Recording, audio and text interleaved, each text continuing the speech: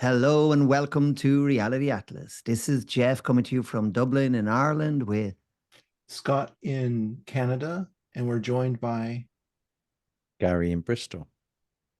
Gary King. We are so excited to have a guest of honor with us tonight, a real luminary and champion of the crop circle scene. Certainly for me, I know when I first kind of came across the crop circle phenomenon, it really, took over a huge part of my life.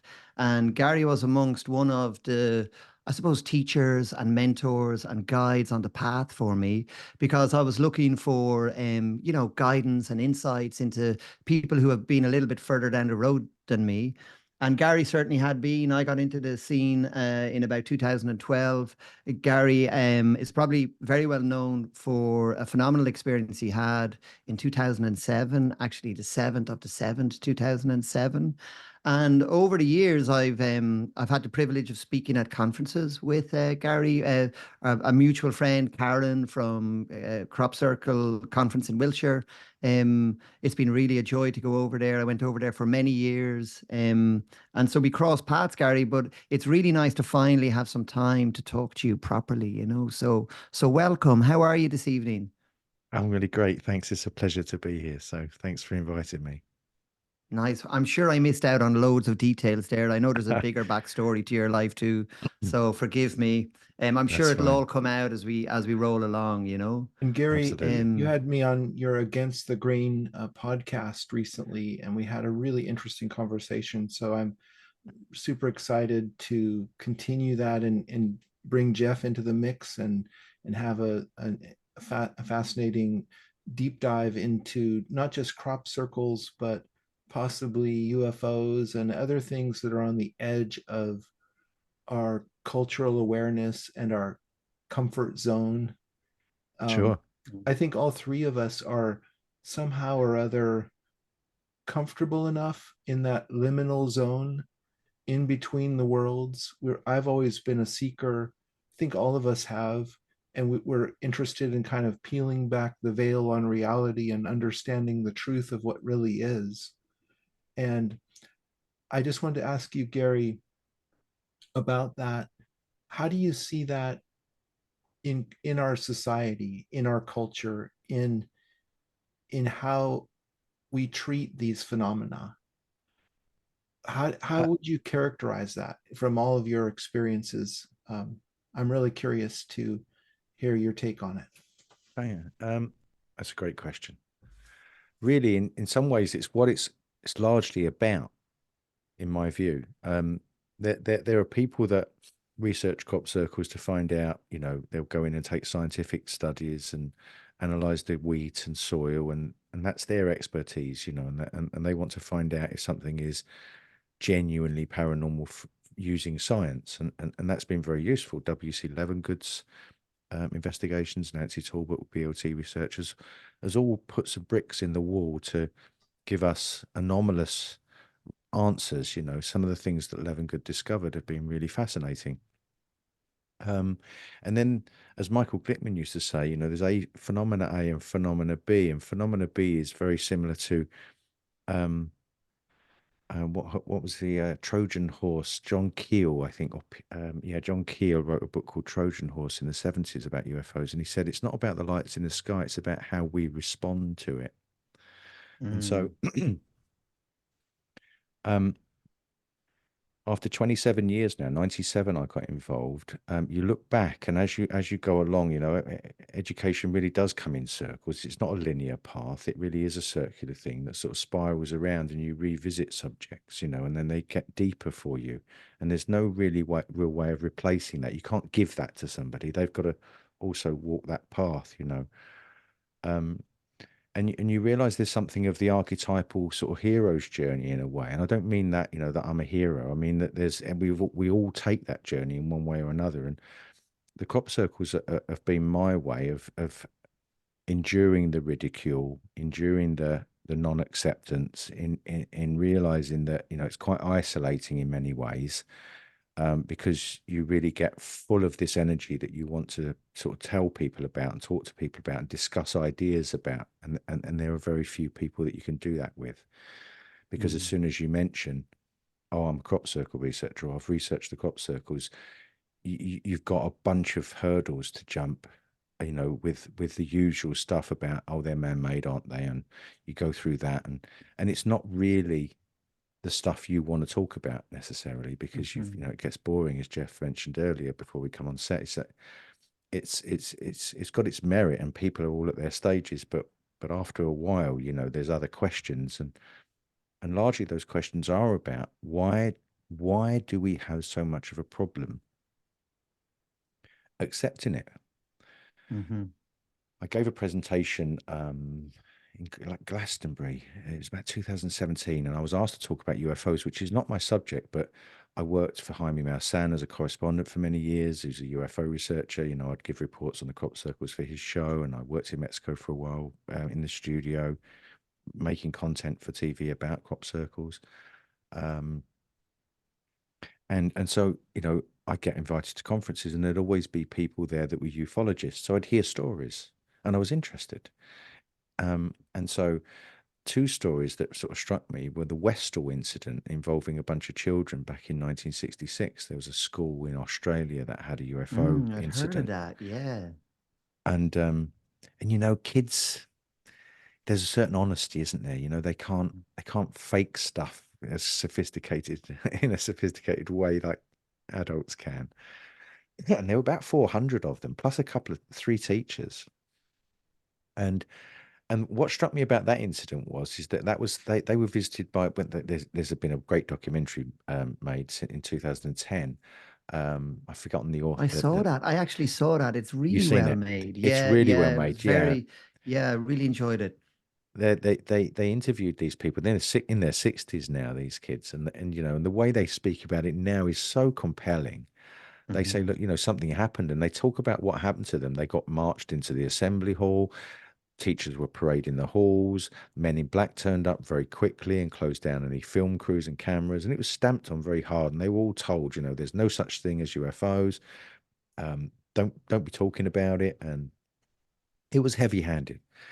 And then the second half of this presentation I gave was about the Zimbabwe, the Ariel school incident, where there's about 60 odd kids that saw something, and they all run into the teachers. And I saw a Netflix show about that recently. Yeah. Recently, there's been a really good production about it. That's right. Oh, so cool.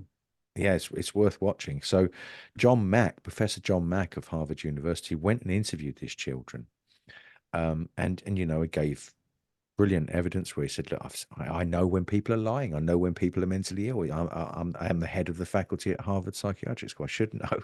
These children are not lying. They've experienced something. And he received all the ridicule, didn't he, for investigating abductees or people who claim they've been abducted. And he But had a hard time. interestingly, in that group of children, I remember there was one outspoken adult now who was a child then, who denied it all. Yeah. And there were a bunch of other people who were it seemed very real, and they were very honest about what happened.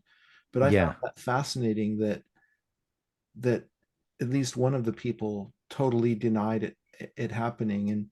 And I think this kind of points to the psychological aspect of it, where it's just too far for some people. You got it. It's my teacher described it as a bird on a branch. You go out, as you go further out on the branch gets really wobbly, doesn't it? It's thinner in the air, and it gets a bit scarier. So we used to talk about it like that. Some people want to run back down the branch and get on more solid ground for themselves. And we all know that we make up our world based on our preconceived ideas of what we've been told and what we've learned in school and so on and so forth. And when that paradigm changes, I used to think of it like the coyote effect, when they used to run off chasing the roadrunner, and he used to run off the cliff, and he'd have no ground underneath him. That's what happens when you see an orb or see a UFO or have something happens to you which seriously questions. And it's been interesting in my journey. I've taken people to the crop circles, and they've had extremely profound experiences, and then I've watched them walk it back and rationalize it away, so it's not there anymore. Because interesting. It's really interesting from a psychological perspective, isn't it? Because I like what you say, Gary, about you said there was like phenomenon A and phenomenon B, and I think you said that was Michael Glickman. And I've heard Michael Glickman, I think, well, I'd like to attribute this quote to him anyway, that he looked at crop circles and he had this lovely phrase, which was like, crop circles are mirrors within which we can polish our souls. And I was like, wow, man, that's what this is about. You know what I It mean? really is. It's like Yeah. they literally are mirrors that reflect us back to ourselves and That's give it. us an opportunity to do our own inner work towards developing ourselves. You know, he also said another cool one. There was another phenomenon A, or he said miracle A and miracle B. I love Michael Glickman. I thought he was Oh, brilliant. And he said, the first miracle is that these things, these perfected geometries, grace the fields of Wiltshire and around the world, every year on cue, magnificent, like mind-bendingly beautiful geometric expressions that are totally unique, totally original, totally sophisticated, the highest order of geometry you could ever desire, just appearing as gifts across the planet every year. That's miracle one. And then he said miracle two was that the entire world can then ignore that very occurrence. You yeah. know, and I just kind of thought like, they're definitely mirrors that we can polish our souls in. It's phenomenal they appear at all. I love the geometry. That's one of my favorite things about them. I know there's loads of different aspects and I cherish all of them, but I just have a bit of a geometry passion personally. So, and so I know Scott does too. Can I tell a little story about how dear crop circles are to Scott and I, by the way? Can I tell that little story of our connecting, Scott? Because I Sure. think Please it's do. Yeah. relevant. So I know you really liked Scott's seminal Secrets in Plain Sight because I Loved it. listened to that interview. It's amazing, yeah, and I did too. And that's when I went like, oh my God, this dude is amazing. I watched that in like 2012ish, something like that. Mm. And he was way out there. I mean, he was talking about Alexander Sitchin was in there. Was it our Zechariah eight Sitchin. or Zechariah Sitchin. Zachariah Sitchin? You had all of the conspiracy stuff. You had all of the cosmic stuff. You had all of the architect. I was just like, wow, this is awesome. And then I was like, oh my God, like, how can this dude know all this and not have mentioned crop circles? And I was thinking, he doesn't know about crop circles. So I owe him a favor to say, hey, dear geometry ninja, if you haven't come across this amazing geometry, please check out crop circles. And, and then I went, B, if he didn't mention it, I'd be curious why. So I emailed Scott. And literally, that was kind of my opener to you, wasn't it, Scott? It was kind of like, hey, dude, some random dude in Ireland reaching out. And then Scott got back to me and he said, well, actually, Geoff, um, I am very aware of crop circles. I've been drawing them for years. I think they're maybe like a seminal part of my own awakening. I've been making coloring books and I was drawing them every day after work, similar to what I was doing. And he said, I just chose not to put it in Secrets in Plain Sight because at that stage, Scott, you felt, well, you can speak for yourself. And Well, I felt that it was too far for most people, so I didn't want to go there, and I wanted to have it, for whatever reason, I felt that that was just a bridge too far. And now I'm more comfortable talking about it, but it definitely was and still is in our cultural blind spot, and it's filed under hoax and other. Would you, I mean, I'm interested to ask you why you feel comfortable now. Is it because of the recent UFO sort of Pentagon papers and the fact that now public are talking about it? Or No, I think it's do you, more the aging process and just okay. realizing I don't care if I really don't care. I'm just gonna be myself. I'm getting there too. I don't and care either anymore yeah, what people think. yeah. I Well, only isn't have so that much time left, and I'm just gonna be myself. If you don't like it, Yeah, that's fine. yeah, yeah. it does get easier. It's true, you don't care so much as you do. But there is something else, isn't there? There's something of Bert Janssen, the researcher Bert Janssen, said something to me years ago which really stuck. He said, when people come over to me now and tell me what they think about crop circles, I realize it tells me more about them than it does about the crop circles. And then he said that he'll study the geometry of a particular crop circle and come back many years later and study it again, and then realize so much more about it. And he realized that the crop circle didn't change; it was him that had changed. Yeah, He had yeah, transformed. It's a perceptual shift, and it's Yeah, akin to perceiving secrets in plain sight. It's yeah, very much about that. It's about your own hero's journey that you mentioned earlier, Gary, in terms Yeah. of opening yourself up to the mystery and plumbing greater depths. I'm thinking of this crop circle years ago called Crooked Soli. That's the location where it was found, and that one is really a incredible one, and it encodes the mitochondrial DNA, and it has all these special numbers in it that Plato wrote about, and Well, can I go into those? those numbers are, yeah, those numbers relate the sun, the moon, the earth, all kinds of things. And it's just sort of a rabbit hole. It's the entry to the rabbit hole. If you That choose to decode that crop circle or read the book about it, Absolutely. Alan Brown's book with John and Michelle. John Absolutely. Michelle Yeah. wrote that together. And if you read that book, it's a real thin book, but it's full of wisdom. And that's just one analysis of just one crop circle. Yeah. So that one is beyond the beyond, you know. yeah, Can we just throw in a little nerd piece? Come on, for all yeah. our crop circle fans, you know. So you know the ring, it's made out of 1,296 little diamonds, and they compose of like 792 standing diamonds and 504 sitting down diamonds, pressed down diamonds. That's what makes the DNA helix, you know.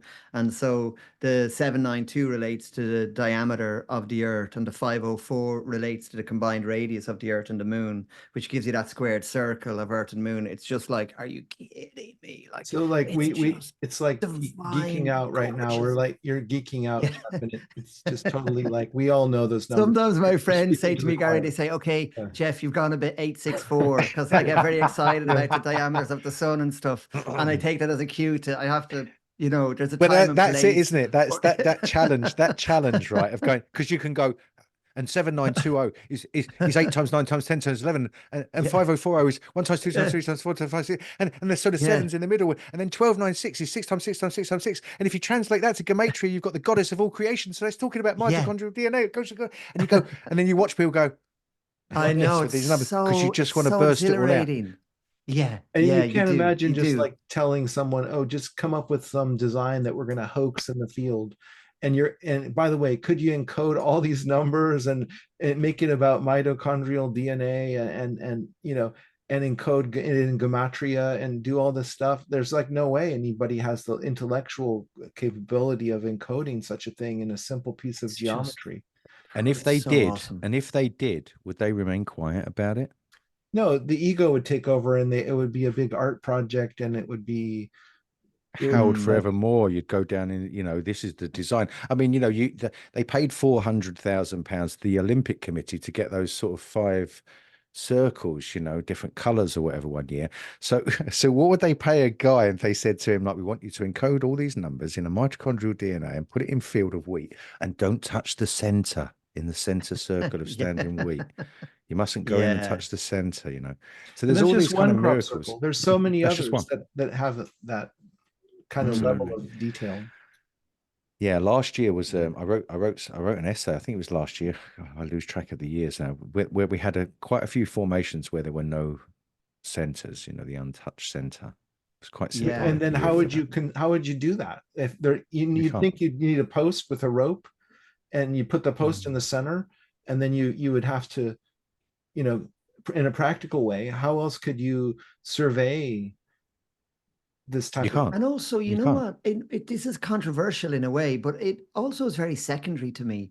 Like, if there's a group of geometers that are able to run out in the field and throw that down, it doesn't change the high order of geometry that is like concretely apparent, you know? Like, there is no geometry that's of that sophisticated high order, in my opinion, you know?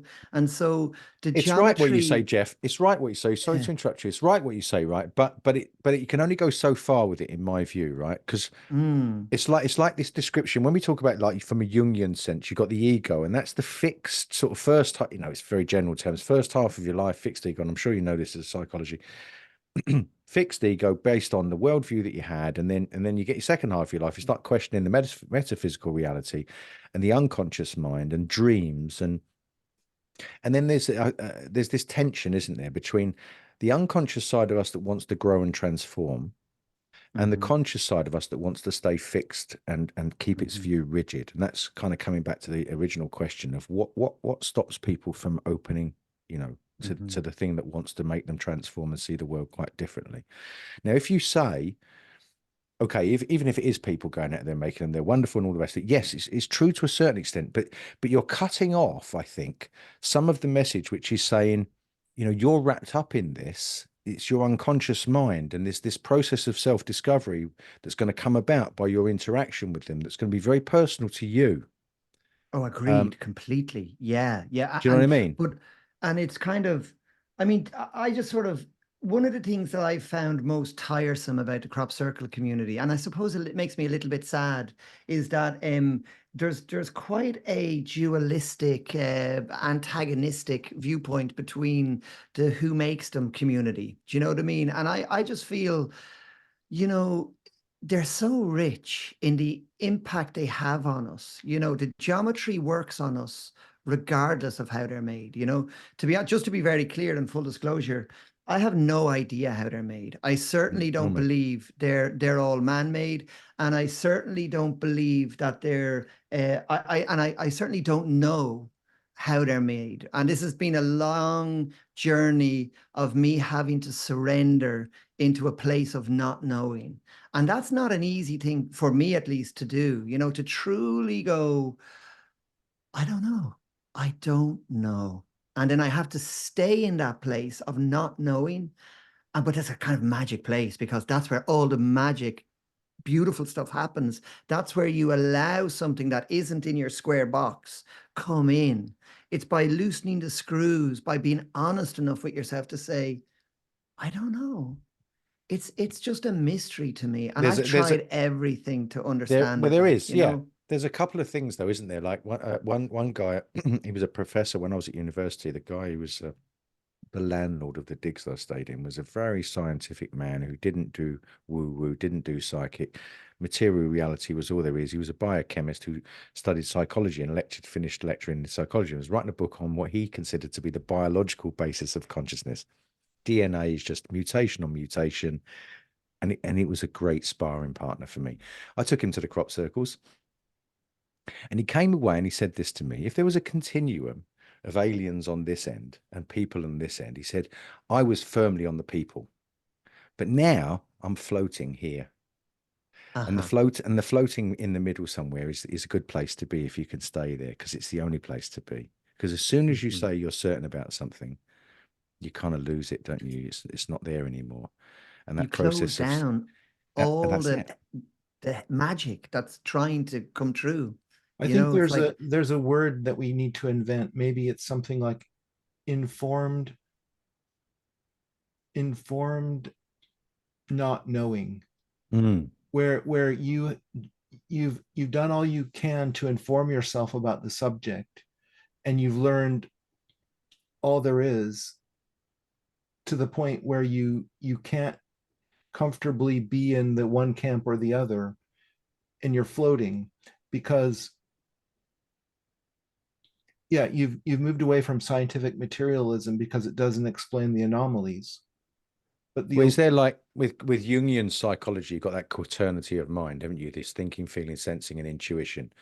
And we've all got intuition, but it's very undisciplined, isn't it? It can be really, really accurate. We don't know why. It's hard to get it to work as a muscle that we can use mhm, regularly. Um, and I wondered sometimes, is there a part of that which is because it's about making us whole, I think, because that's the whole geometry mandala thing, isn't it? It's about mm, wholeness. And so bringing in this intuition, you've got to have your 10,000 hours. You've got to have your thinking about it. You've got to have your feeling about it. So my teacher used to, in the early days, used to say, right, when we used to get to a crop circle, he used to say, okay, no more thinking. And mm, he used to make us do crazy things like, make me do crazy things like go right around the outside of a field and approach it from a different direction that everybody else was doing. And do things to sort of jerk my mind out of the normal, let's get in there and stop mm, thinking and just pay attention, just notice. And that noticing was from what was going on outside of me and also what was going on inside of me. And to pay mm, attention to the before, during, after. So the journey to the place, like a pilgrimage, had to be paid attention to anything that happened coincidentally along the way. what would happen in it, and then what would happen after it, and then sit down, then start thinking. And Mhm. I did my 10,000 hours. I went to as many crop circles and experienced that process as many times as I could. And in the end, the intuition thing led me to the 777 experience. It was Mm. such a coincidental, intuitive process that took place with the thinking and the feeling and the, do you know what I mean? And the sensing, because Yeah, I do, Gary. I do, and I think this is joined up. What I think, Scott, what you're saying is you were trying to make the point that there's a type of not knowing where it's like I just don't know, and I've done no work to know, and I'm actually kind of confused and ignorant. That's kind of a sort of that's not the type of not knowing we're talking about. And then there's kind of a you head on this journey, as you say, Gary, your 10,000 hours of thinking, of studying, of working it out, and you really try hard to know. You do everything you can. You bring all the rigor of your logical mind down on something and you do your best to work it out. And there's some things like, if you want to learn how to make a table, I'm sure you can probably get to the bottom of that 100%. Some things are very clear cut and concrete in our world. But the things we're talking about are like they're called liminal, aren't they? They're like at the edge of our ability to fully nail down concretely, and they keep this kind of open mystery in them.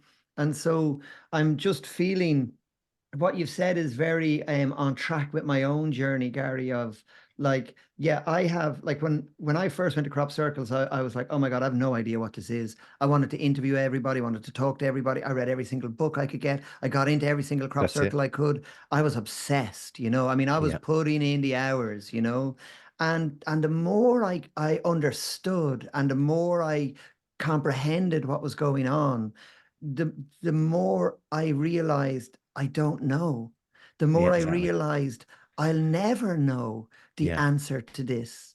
It's It's kind of like and then in university when you start, you think you know it all from high school, yeah, you know it all, and then by yeah, the end of university, you realize just how very little you know. exactly. yeah, Yeah, and yeah. that's kind of like this with any phenomenon that's complicated. You go into it thinking, I'm going to solve this problem, and I'm going to prove that it was I can I something. can I do, Yeah, add to that joke? I yeah. Can went I over just to can I just Wiltshire the say can I first just say time. Yeah, please come sorry, in. sorry, Yeah, because I yeah, forget when you said yeah, about making a table. yeah. So there's a documentary. I don't know if Scott's had a chance to send it. I sent him a link for it after our podcast called "Being in the World." It's by a philosopher Oh, called Hubert Dreyfus, right? He uh-huh. says very phenomenological, isn't it? What you just described. You start making a table, right? You're using a hammer for the first time. You're going to think about it a lot because otherwise you whack your thumb. You're going to be thinking Yes. it. But a carpenter who's been done his 10,000 hours, he doesn't think anymore. And um Or he thinks on a higher level about the whole project, and he doesn't think about his hammer on his thumb anymore. Yeah. it, his whole body can be involved and his whole mind can be involved in the process. And it's like that panoptic awareness, isn't it, that they talk about with basketball Mm. players. There's something else of us that becomes an awareness when we're not thinking about stuff anymore. And that process that you described, you went and do the hours and then you realize I don't know anything. But when somebody talks about it, you've got a lot to say, even though Yes, you don't yeah. know anything. And I Yeah. think one thing does change when you do the 10,000 hours or whatever analogy we want to use. And I think your trust in your own opinions grow. I think Mm. that's a really valuable part of this. And so you hear people say, and whenever someone is convinced, it's like, this is like the Arcturians and they're doing this, and there's a transmission from the Palladian Star Council. And I'm like, maybe I'm not saying no to that. I'm not like it could be, Yeah, but if I really am being honest with myself and I trust myself, I got to be honest. I'm still stuck on I don't know. I don't I know. don't actually I don't know. know. Yeah. You know what I mean? It could be a load of dudes get drunk and come out after a pub, and I'd be like, maybe. Like I don't actually know. Now I That do, and then attitude, as sorry, Jeff, that attitude you have of not knowing is crucial because that's the only way we can learn. Yeah. That's the only yes, place we can be in where we admit new information into our system. We let it in, yeah, right? Well, yeah, We're it's open the to it. unconscious that I spoke of earlier to me. It's that part of us that wants to grow and transform, and the ego part of it's going to be restrictive and say, right, I want the answer, and once I've got the answer, I can fix it. But you can't yeah. fix this. It's a You can't dynamic fix this. process. It's Yes. it's it's it's it's like chi that they talk about. It's not something that you just get as an energy source so that you can, do one. There's a whole dynamic process to it that you're involved in. Yes, That's very holistic in a sense that we've never really thought about in terms of holistic studies. We talk about that's it. being whole, but it's so much. It's very difficult to it's impossible to articulate. It's It's hard just to explain, it is. yeah. But I know I can totally like feel into what you're saying, because I feel the same, Gary. It's like it does something to you on a very Yeah. deep level. You change kind of completely, you know. And actually, my confidence has grown over the years, where I was kind of like, I don't know, I need to find somebody that does know. And then over the years, I was like, maybe if I'm really honest, I feel that maybe they don't know in the same way I don't know. You know what I mean? And if we could all just kind of admit that, then, but there, it's not flippant, right? It's kind of like, I don't know, forget about it. It's not, this is really important, because I've had a couple of really big experiences and they've actually been life changing, right? And nearly all of them have happened when I've honestly got to a place of surrender, right? And that normally only comes after an exhausting pursuit of a unending attempt to try and work it out with my thinking. I do everything. I read every book. I draw every geometry. I study every podcast. I do everything that I can. And I finally just get so overburdened with that process that I have to go, oh, fuck it. I don't know. But that's like That to me. type of surrender.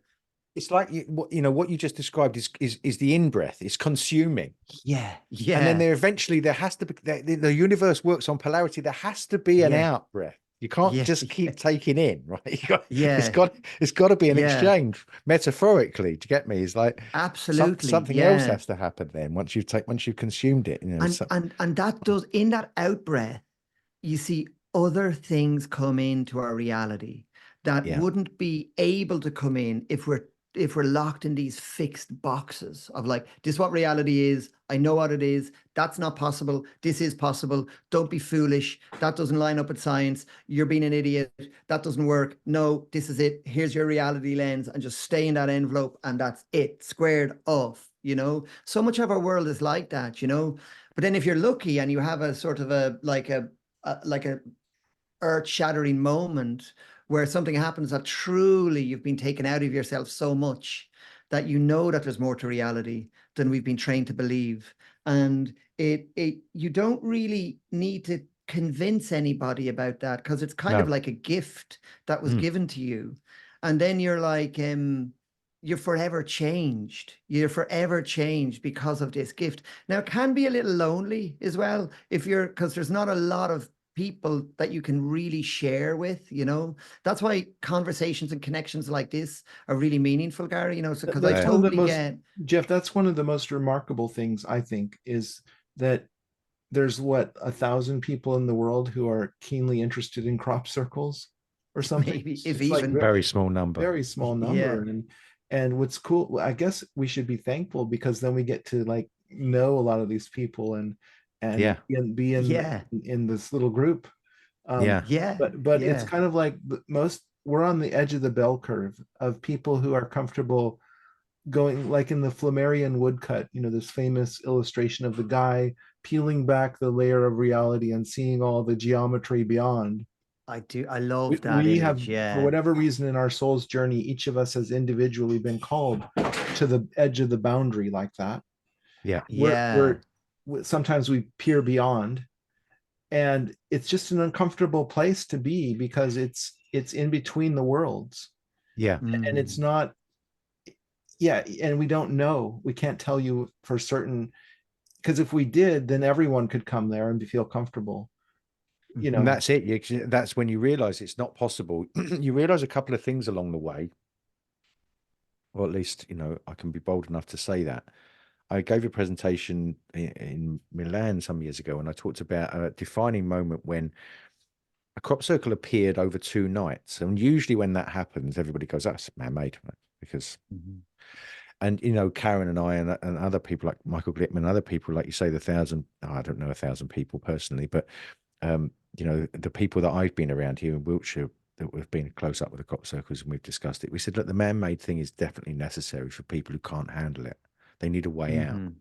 And you know, because I've seen people go a little bit. I went a little bit mad in the early days. I was mad with it. I was really was, Mm. because I really felt the magic, and really felt stuff was I'd happening to me, like to massive lean into coincidences. that, but please keep going. Sure, Finish this, but that's a thing I'd like to pick up on. sure. And you know, that's the process, isn't it? You know, and I look back at Mm. myself. I mean, and that's life as well. You look back at yourself 25 years later, and you can always go, God, I wish I could go back and speak to that younger me. Mm. I've got some Mm. advice for him, you know. But Um, you would ignore the advice as a younger yourself. Absolutely, and that's the point. You can't. You'd That's say why you rude can't give it to words. You'd somebody. say You'd rude say, words to it's, that wise yeah, man. there'd be many profane. Yeah, but you can't. That's it, isn't it? You can't. That's why you can't give Uh, it to anybody. When you realize you can't do that to yourself, that means you can't give it to yeah, somebody else. You can't. They've got to go on their own yeah, journey. And so exactly, you can give them exactly. your little bit, and they can then they'll Yeah, go off and they'll speak to somebody else, and then they'll have all that crisis yeah, of doubt, and that's it. That is the process. mm, That is the spiritual journey, isn't it? Of that yeah. questioning, and as Michael Glickman used to say, being stretched. Yeah, and we really are being stretched with this. But there was one thing I was thinking about, like geometry. I know for a fact through the workshops I've done and just the work I've done myself with geometry is that it's a very, very potent activator of the subconscious domains of who we are. Like I Hmm. really believe this strongly, right? And I also have trained in transpersonal psychology with this lovely technique called holotropic breathwork, and they're very, very fierce actually about having a container and a set and setting so that when people open to their subconscious layers, that it's done in an environment where they're held and they're supported and you're encouraged to kind of go through your process. But there's a very clear intention and a lot of effort put into, just a nice retreat center, giving yourself enough time, having some people who are familiar with the types of experiences that can happen so that you can get support. And then after the experience that you're supported. And then I was thinking, that work isn't for everyone, right? No. If you're like mental state is like very kind of like turbulent, Hmm. then if you open that valve to those deeper dimensions and it all gushes forward like a volcano, it can be a little bit troubling actually. And sometimes somebody could end up quite unbalanced if it's like if you did really strong psychedelic sessions without like good holding, you could damage yourself. It's like you need to be careful with your precious psyche, I think. That's But why you have Even to, you've got one to, sorry. go on. well, it was just one things that I think stands alone with crop circles is nobody owns them. They're authorless. There's no container. There's no set and setting. There's no kind of there, and in a way that's kind of a beautiful thing too because they're open. They're for everybody. They're available. But I fear that maybe if somebody is like very, very activated by the formations, and I felt this in myself too, Gary. You were saying in the early days you got so activated that it was like turbulent for you. And I was kind of the same, like for a while, that like you have to hold this high energy, where especially in that kind of volcano phase of it all kicking off for you. And I think so many people go through that on their own, where you see, if you're in a therapeutic group, you can say, hey, I'm going through this thing. I feel a bit unsettled. And you might be able to get just sometimes all you need is a chat or a comforting word or, oh my God, you're right on track. That's totally normal. We all go through that. So sometimes that's enough for someone. But crop circles don't have that. And maybe this is just me on my own mad trip, but I sometimes wonder, could some people maybe not benefit from a high activation from crop circles? And as you said, you've seen some people have a bad fallout from, the energy is too strong sometimes to come through, and it can be challenging for people to hold those energies. What's your feeling around that, Gary? Um, I mean, Alden Jenkins used to say the good thing about crop circles is that it's entirely our choice whether or not we engage them. They're out there in the Mm, middle of the fields. They're in a beautiful location. People have got to get in their cars and drive from the city and go out to these places and then walk around in them, and they start scratching their heads and asking questions. And then, usually there's a way out for them if it is too much, like you say, um, because it can be. You know, it really can be, because it's going to upset, you know, as you've been through yourself, it really, once you start to dig deeper, again, I'm going to quote another of my peers, which is Andy Thomas, who said, you know, when you dive into the crop circles, you realize after a while that you're diving into your own soul. And so you're becoming really overwhelmed with who you are, because you're trying to identify yourself in relation to this and question yourself from, you know, am I crazy? Did I experience that? Or is that bit right? And so much of it can be so overwhelming, because so much of you comes up for question, and everybody around you is going to be saying, you're nuts, you know, put that away, you know, get back to the football, because at least we know where we are with that. So you've got a big challenge on your hands. So the crop circles are out there. It's our choice whether to engage them or not. And when we do, there are no ready answers. It's asking us, what do you think about this? You know, what's your contribution to this? How does it make you feel?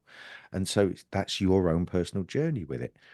And when Scott mentioned about the 1,000 people potentially earlier that are really taking it on seriously, then that's the same as philosophy, isn't it? It's that wonderful quote from philosophy which says, philosophy involves everybody but concerns very few. I like And that. it's a great quote, because it's really true, isn't it? Because that's what this is. You know, philosophy is about life. It's about ideology and politics, all coming from philosophy, but very few people really dive into it in any deep or meaningful way. Yeah. I I'd wanted to like bring to. up a secondary Please. level of understanding about the relief valve of calling it a hoax. That means someone made it. Well, I've been interviewed by people that have hoaxed crop circles, and I've also heard stories of people who have made them, in that they're not sure where they got the design idea from, but they got this idea in the night for a certain design that they then sketched on paper, and then they went out and hoaxed it. But from my perspective, imagine that they're, like, just for sake of argument, let's say there's these aliens in a little metal spaceship, and they think, well, how are we going to manifest this crop circle? Why don't we just put it into the mind of this person who's willing to make one? That's pretty easy. It is, but my trouble. Oh, sorry, Scott, you haven't finished. Carry on. No, I mean, that's what I'm saying, is that there's a secondary level of behind the hoax. If you talk to the hoaxers, they don't really know where they got the idea from for this intricate geometry. See, excuse me. I got a couple of issues with that. Okay, the first one is, if you watch the TED Talk by Elizabeth Gilbert and you speak to any artist, most artists will have had an experience with the muse, where, you know, something semi-supernatural gives them ideas that you don't think you own. And there are influences. You can look back and see how subliminal programming works, right? Where you can have things suggested to your subconscious and then later on think it's your idea, right? So we pick up information all the time. Our unconscious is picking up information all the time. It spurts it out into consciousness. Sometimes we go, oh wow, it's come from you know, Demeter, or, you know, Persephone, or whoever it is that is my muse, right? But I firmly believe that like dreams, you can have dreams which are just garbage from your day, and then you can have a dream which is really symbolic, and there's a different quality to that dream. It's like, you know, it's something else.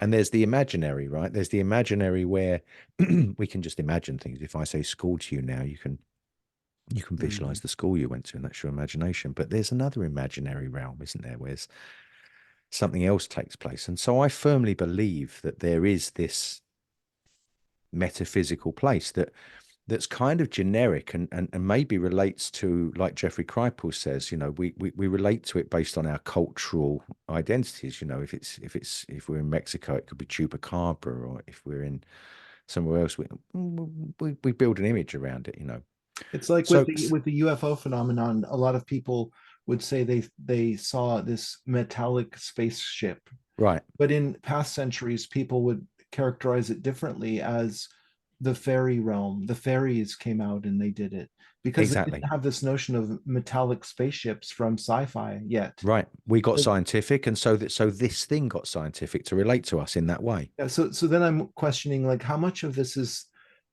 on the edge of our psyche, that you're you're bleeding through into another realm that actually exists in a durable way, but you're getting information from these other beings in another realm that are feeding the design to those hoaxers. Yeah, Let's I say. was in India for 3 months, and when you talk to people about their mystical experiences in India, they're usually always about Vishnu and Brahman and Shiva and stuff like that, because that's the stories, because we are storied organisms, aren't we? Everything's about story. Mhm. And so the stories that have been told about the other, whether they're Dreamtime stories from the Aborigines or they're Navajo, around the fire towers, they have their other experiences, their paranormal experiences, and they relate to those usually. What's Yeah. built Mhm. up in their psyche. There's a great Saturday Night Live skit with Kate McKinnon, where she's like, there's a group of people that have been abducted by aliens, and for some Right. reason she's always the one that has, like, they've like probed her butt, you know, and the other people have had this uplifting, amazing light beam radiant experience, and she's always the one they like dump in a Yeah, field, you know. But yeah. and it's like, it probably has to do with But there might her be a psyche, you more, know. yeah, exactly. Well, you're touching on Well, a yeah. more serious point there, Scott, about like psychological projection, you know? So, and I always wonder this, like how much of reality are we just like experiencing in terms of like we're receiving three-dimensional reality that we live in and therefore having this experience inside our craniums, you know? And then there's another idea where it's like where we're actually like just like fields of awareness. And when we direct our awareness outward, it's like a laser beam, like a projector beam. And then we actually somehow are creating our reality through projecting our awareness out onto it. You know, I don't have the answer for this, by the way, but I Well, it do sounds flip like around with Kierkegaard. these. Yeah, I flip around Yes. with these ideas a lot that like, and sometimes like, let's talk about synchronicity, right? I Can I mean, just, can I just, Jeff, yeah, can I just yeah, finish the please, point that please, Scott made first? please, Sorry. I just wanted please. to finish that point that about hoaxers saying that they got the inspiration to go and make them, because I Oh, was yes, leading to yes, that yes, point. Yeah. absolutely. Um, so, so, so I don't have a problem with some mystical thing channeling stuff for us to give us ideas, right? And I really don't have a problem with that. For writers, they all talk about mystical experiences, particularly in the act of writing, that something happens to you. Okay, I don't have a problem with that. So yes, it's quite possible that they could get inspired by whatever it is to go out and make something. However, those very same people will attack me for saying that it didn't come into me to make that crop circle at 777. It flashed a light and did it. So what I'm confused, right? Well, if they can say that they have a mystical experience if it comes into their body to give them the abilities to perform the paranormal experiences, but they deny that paranormal whatever it is can act outside of the body and make the crop circle. And when anybody says that it does, like me, they attack them. The very same people that say they make them. That is So strange, I have to say. That doesn't add up. Yeah, it because doesn't add you up, would because you be think they'd be like, going, "Oh wow, that happened to us too," but yeah, they yeah, don't. it's like another, it's like it's a They both really get and. right. They get Yeah. nasty. They get really nasty and Yeah. attack it. So why? Why can't That we is share it? strange. I didn't know that. Where you'd be willing to say, yeah, Scott, maybe. I mean, look, I'm sure none of us know, but it's like maybe that there's some channel transmission from higher dimensional beings into the consciousness of humans. We could go, yeah, maybe. Yeah. We're back to I don't know again. But then we'd be like, but also maybe like there was a flash of light and an instantaneous arising of this geometry. Why don't we should just be the same and go like, yeah, I think that's it's a interesting. I both mean, and situation where Right. both and they're yeah. happening in Right. various ways, and that's why I said it was like a secondary phenomenon through the human being as the agent Yeah. making it. But Mm. I think that a metallic spaceship could make it, or a beam of light could make it, or the military spy satellite could make it. I don't know. Hmm. There's a lot of possibilities there. I'm Hey, happy to keep it floating. Yeah. As I say, but yeah, I just get confused with the same people who say they have those experiences, then having a problem with any other experience and any other thing that's creating Well, I that. think interesting. that's just Do you the know what? reaction of having a certainty, like this is the way it happens and you're wrong, is it means the person who's certain is actually wrong, You're Yeah. because back this into that square phenomenon is box too again. open. There's Right. too many anomalies, there's too much unexplained to have a sense of certainty, a mathematical certainty about it, because Yeah. it isn't there. It's very mysterious, and I think that's you'd be missing the point of the phenomenon if you claim that you knew everything and that this was how it happened, and don't. I used to say years ago, if you had a postman that was coming around your street and you woke up in the morning and you went down to your front door and there was this little postcard that had been posted through in the middle of the night with this really strange symbol on it that didn't seem to be done in pen, and it's a bit strange. And you walked out in the street and all your neighbors were out in the street and they're going, "Did you get one of these?" And everybody got one in the street, right? You go, "What the hell is this?" Next night you get another one, right? And then you get five the I next love day this and it goes idea. on. Do you know what I mean? And then so you walk in and go, let's set some cameras up, right? Let's catch this bugger, right? Because he's fast. Right? I stayed up last night and I didn't catch him. And so you do all this stuff, right? And then you analyze and you send off the postcard for scientific analysis, right? What's it made out of? What's the ink made out of? And how much does it measure? And what's the size and dimensions of the piece of paper and so on and so forth. And you go on for years and years. And you never catch them, right? Or you get some people who say, "Yeah, I did it," but then when you say, "Right, then go down my street tonight and post all those things through Letterboxd and do it without us catching you," and they don't, right? But then So that sometimes so they do catch one guy putting it in there, and they're like, that "But you they've couldn't caught have done them all. Like, what is this?" yeah, that's the problem. That's the problem. But to demonstrate, doing it in those 4 or 5 hours of darkness and the size and quite number. Sometimes, many nights, 777. There were 7 crop circles that night. Wow. Not just one. I mean, that Hey happens Gary, regularly. But I just want to sorry. say that Yeah, that sorry, that please. eventually, wouldn't you say, what do the symbols mean, instead of asking who's Yeah. delivering them? Yeah. Yeah. Brilliant point. Yeah. I love that point. It's like I remember Michael Glickman used to say there was like a French king at war or something, and they were all trying to work out how they were going to win the war. And then this invisible hand picked up chalk and started writing the solution to the battle on the wall. And then everybody was going, "How is this happening? Like, how can this piece of chalk just, is it a ghost? Is it like some invisible being?" Like, and they were all fixed on how is the writing happening on the wall invisibly. And then some officer said, "Hey, how about we actually like look at what's been written, Yeah. and focus on that rather than getting fixed on how is it happening." But I'm sorry, I'm very excited, Gary, tonight. So forgive me for bouncing around the place and getting That's all fine. excited. But we kind of naturally are getting to this kind of apex point, or at least for me, with your journey of 777. And I'd love to kind of like, if you were willing, give you some airtime to share with us that magnificent experience. I mean, I could tee you up in terms of my own interpretation of it, or would you like to just take it from the top? Go for it. Because well, it's just what I really resonate with your story, because it was like you went out for a night watch, you met some like filming guy, I think, just kind of happen chance. You weren't best friends forever. It was kind of a coincidental, kind of cool catch up, which I find is sometimes very common with crop circle experiences. And then you were pretty like relaxed and easygoing. You weren't looking for something to happen. And you stayed awake on top of this hill, and you had cameras on it all night. And in that evening you saw a flash of light, like a proper whoosh, and then bang, there was one of the most awesome, incredible crop circles in the field, right? And then I'm really interested in that story, right? And I really want to hear the detail of it. But what I'm nearly more interested in is after that, when you came back into the world and started sharing it with us, thank you very much.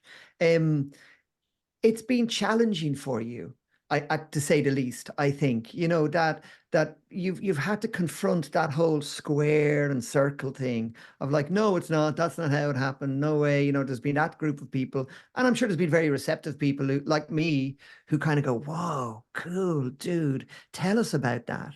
Like I completely believe your version of events that night. I'm like, I know that these anomalous experiences happen at crop circles, and you're kind of like bringing a gift to me on the journey, going, "Whoa, like Gary had a banger." I was like, "Wow, like I want to hear all of that if that's okay." So Sure. the detail, and how's it been stepping forward into the world, being so honest about your experience, and has sometimes the world, I don't think, has been very nice to you in terms of your sharing of that story. And No. I think that's an important reflection of the world we live in as well, you know? Yeah. Yeah, that's it. It's what we mentioned earlier, really, with the journey you go on with it. So it's 10-year anniversary of my being involved in the crop circles, and during those 10 years, so many remarkable things had happened. I was very fortunate. The coincidences that led me to the crop circles in the early days in 1997 were off the charts. So I'd had and my teacher was a very special man. The guy that took me to the crop circles was a very special man who lots of weird things happened around him. And I hate to use the word weird. He cautioned me not to use that word in the early days because it limits the experiences. You know, don't keep calling it weird. Integrate it. So it's not weird. It's just, you know, different.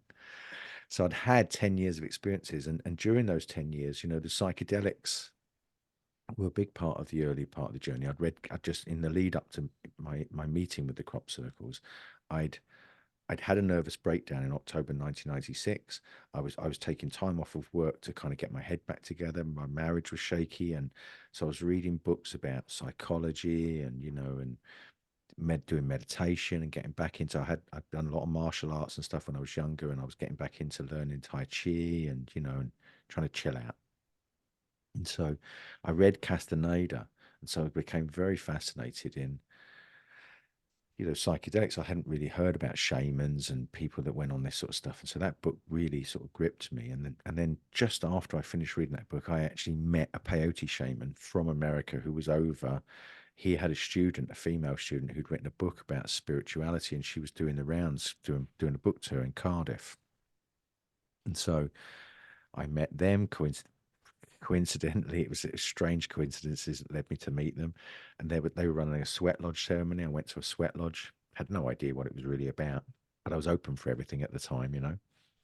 And after I did the sweat lodge, a couple of nights, the next day, I'd been feeling very low. And so the next day after the sweat lodge, I felt like really energized, really energized. And it's like, I said to my wife, you know, there's something different, something's plugged me in a little bit. And whilst I was at the sweat lodge, some people had mentioned that a Gabriel Roth rhythms dancing thing was going on the Monday night. Uh-huh.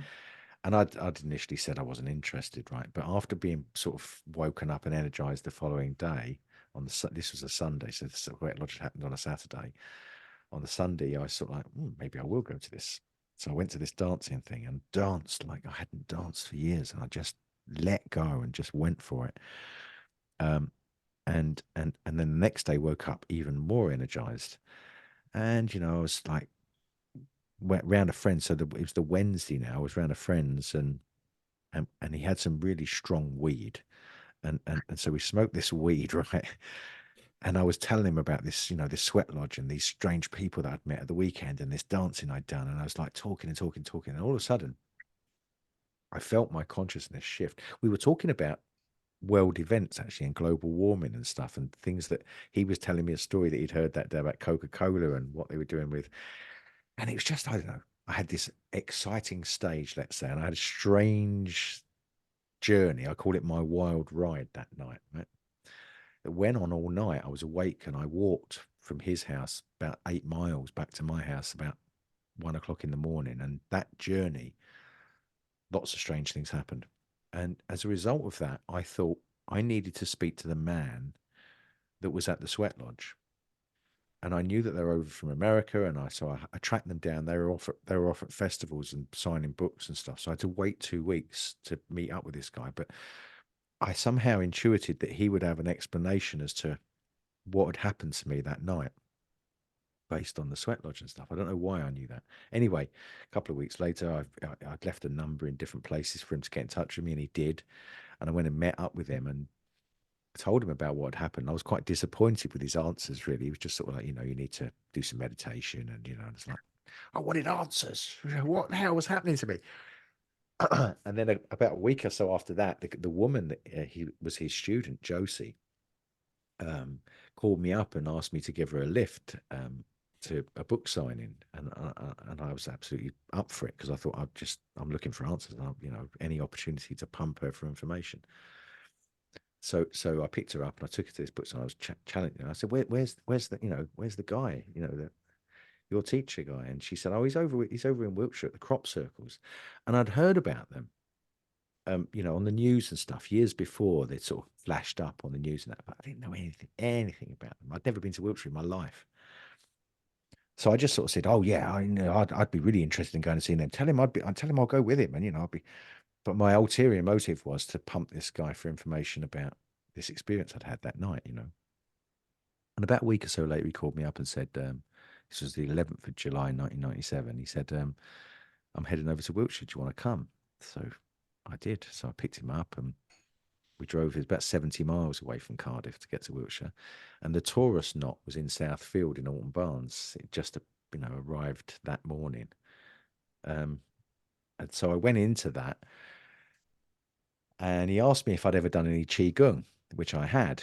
And so he gave me this Qigong exercise, and it comes back to something he was talking about earlier with the holotropic breathing. You know, Chinese doctors quite recognize that you can get Qigong psychosis if you're given advanced breathing techniques before you're ready to handle them.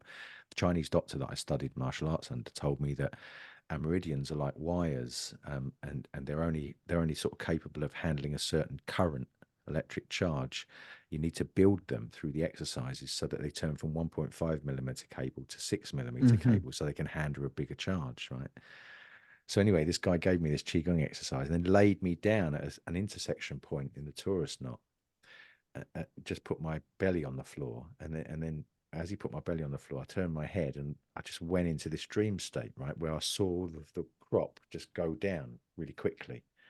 And then I woke up, I sort of like, it was strange how shockingly I'd sort of dropped into this vision in my mind, so clear. Yeah. And I looked up at him and he had these big piercing blue eyes, this guy, white hair. And I went, it goes down really fast, doesn't it? And he just smiled at me. And that was it. I was hooked. I just knew that there was something about these formations. So I said, like, tell me about them. So that's when he started to give me some information about the whole thing.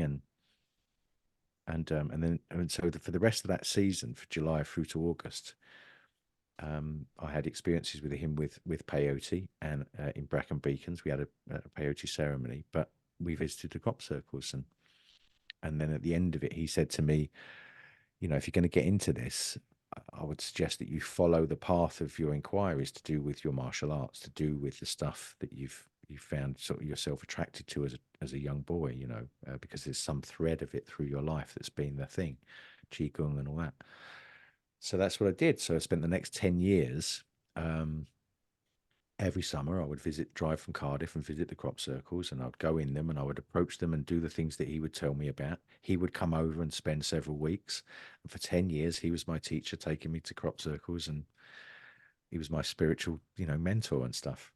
And at the end of the 10 years and 777, I wanted confirmation for myself about, you know, that 10 years, right? All the things I'd sort of accumulated knowledge about. This don't know stage, I wanted some kind of just like nod to say, you're on the right track, you know, go with that. I was like, okay.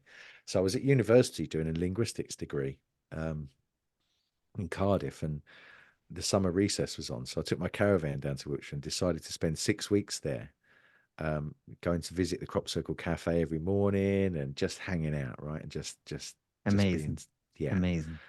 So I decided to go to Charles Mallett's cafe every day, and just I decided to make myself available, right? Because I knew the area now quite well, and I knew that at the cafe people would come in and ask for questions about where crop circles were and how to get to them. So I made myself available as their sort of like, oh yeah, right, you need to go down there and you need to go there, and I just sort of like become a guide, right? A self-proclaimed guide. Charles was chuffed about it because they were always asking him in the cafe, right? So he was happy that someone took that off him. And I would also be responsible for putting videos on the video player that was in the shop, right? So every day I would go in and I would get some breakfast, and I'd start chatting to people who were there, great conversations, and I'd put this DVD on the TV of Terry Toffness's Crossovers from Another Dimension, right? The one that the Norwegian filmmaker made. I don't know if you've ever seen it. Every day, I put this same DVD on. And then I'd spend the day chatting, and if a new crop circle had arrived or we got reports, I'd be straight out there to see it and, you know, doing the croppy thing, right? Anyway, this on the 6th of July, um, 2007. I woke up in my caravan really early, about 4 a.m.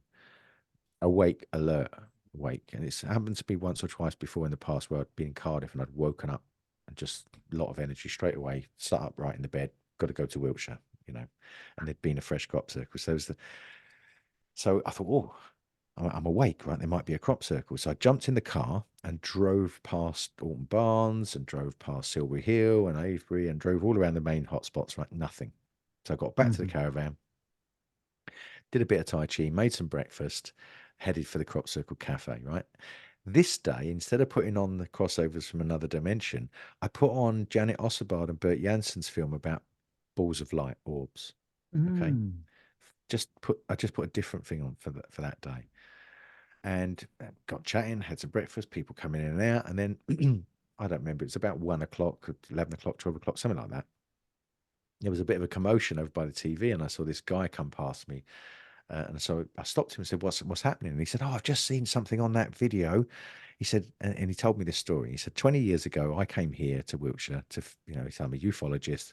He said, and I was at Alton Barnes and I filmed a ball of light. I tried to film a ball of light. He said, it came out across the field. It opened up. I heard the corn rustle. It closed up and it shot off across the Vale of Pewsey. And in the morning, there was a small crop circle there, right? He said, and just as I tried to cue up my camcorder, he said it didn't work. He said I couldn't film it. So he said every year then for the last 20 years I've got more and more sophisticated equipment, and I keep returning every year in my summer break to try and catch it again. Right?